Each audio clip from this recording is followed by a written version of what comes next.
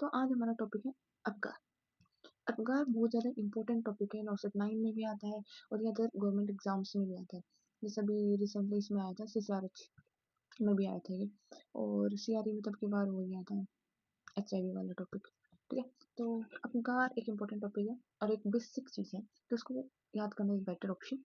और ये 101% जरूर आता है एक एग्जाम में। इसमें से स्कोरिंग वाला आता है क्वेश्चन, तो हम आगे उसको डिस्कस करेंगे। तो इसका इंट्रो देखते हैं। अबगार स्कोर हमारा डॉक्टर वर्जीनिया ने दिया था, नाम से पता चल रहा है ये कोई बाहर वाली है।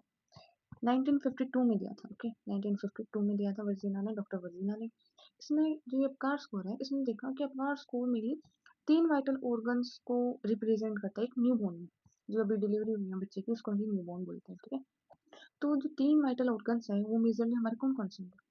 तो एक होगा हमारा न्यूरो, उसको हम दिमाग बोलते हैं। कार्डियो मतलब हार्ट, सॉरी हृदय बोलते हैं हिंदी में।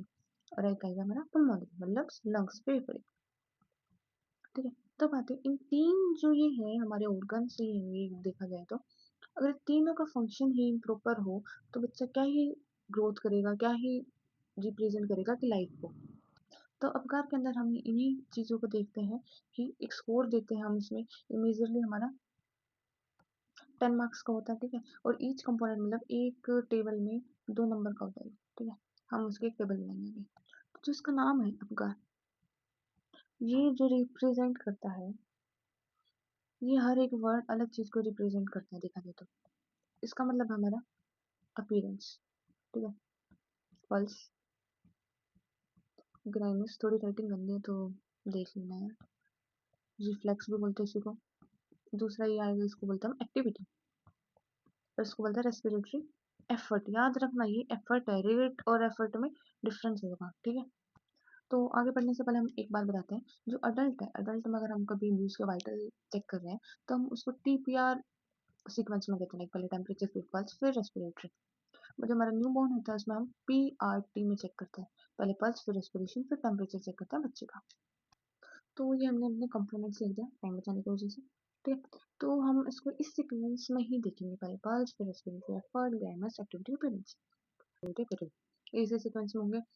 और जो ये है, ये वाली 0 पॉइंट है, ये 1 पॉइंट के लिए, 2 पॉइंट्स के लिए, ये मार्क्स है। हमारे टोटल 10 होते हैं, हर एक मतलब मैक्सिमम 10 होगा। ठीक है, ओके।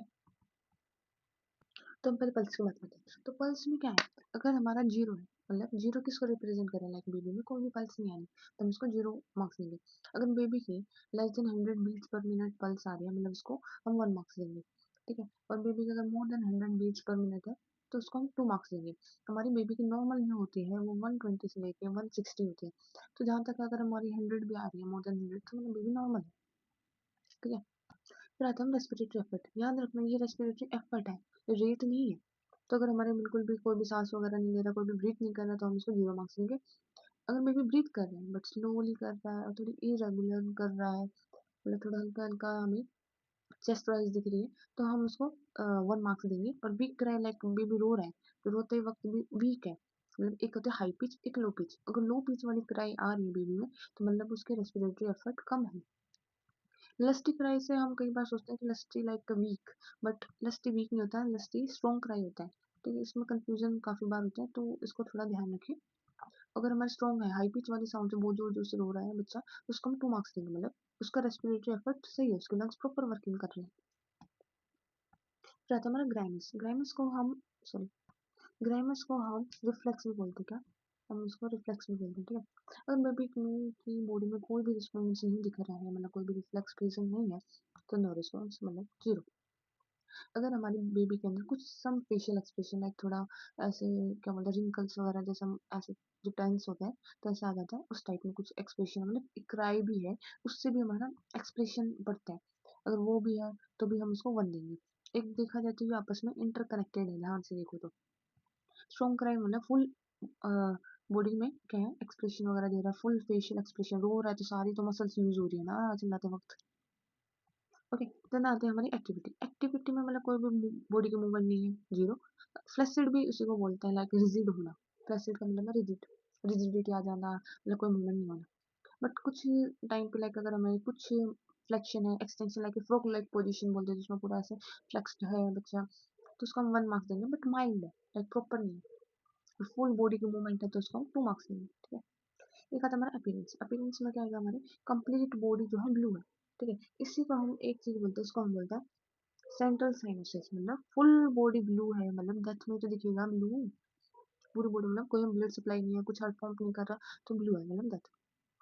अगर बॉडी पिंक है, शायद दिखने एक मिनट, हाँ जी, तो ये तो इसमें क्या है बॉडी पिंक है बट जो हाथ पैर है उसके वो ब्लू है, तो इसको हम बोलते हैं पेरिफेरल, थोड़ी कुछ ज्यादा राइटिंग बन रही है, ठीक है। और हाँ, इसी को हम एक बोलते हैं एक्रोसाइनोसिस बोलते हैं, काफी टर्म हमने देखी होगी, एक सेंट्रल एक एक्रोसाइनोसिस। तो एक्रोसाइनोसिस क्या है, जब बेबी के हाथ ब्लू होते हैं और सेंट्रल जो बॉडी है चेस्ट वाला वो पिंक है, और सेंट्रल साइनोसिस क्या है पूरी बॉडी ब्लू है।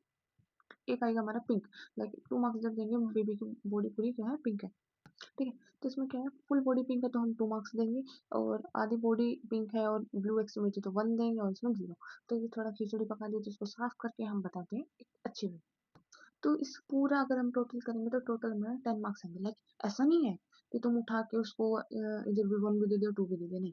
एक कंपोनेंट है लाइक इसके 2 मार्क्स है, और बाई चांस इसको ये है मतलब सेकंड ऑप्शन है तो इसमें आएगा 1, और इसमें ये है कोई रिस्पॉन्स नहीं है तो 0, वैसे ही सेम होता है, बट यहाँ लेके चलते हैं। इसमें 1 आ गया इसको, और इधर आ गया इसको 2, तो 2 1 0 ऐसे करके 2 3 4 5 6 टोटल आ गया 6। तो इसका एक स्कोर कार्ड बनता है ऐसा करके। लाइक मिनिमम अगर बोला जाए तो इसको इसको कम से कम हमारे कितने पॉइंट्स मिलेंगे, 0 0 से लेके 10, मैक्सिमम 10 होगा, 0 हमारा बिल्कुल मिनिमम होगा, ठीक है। इसमें मतलब डेथ ही होगी।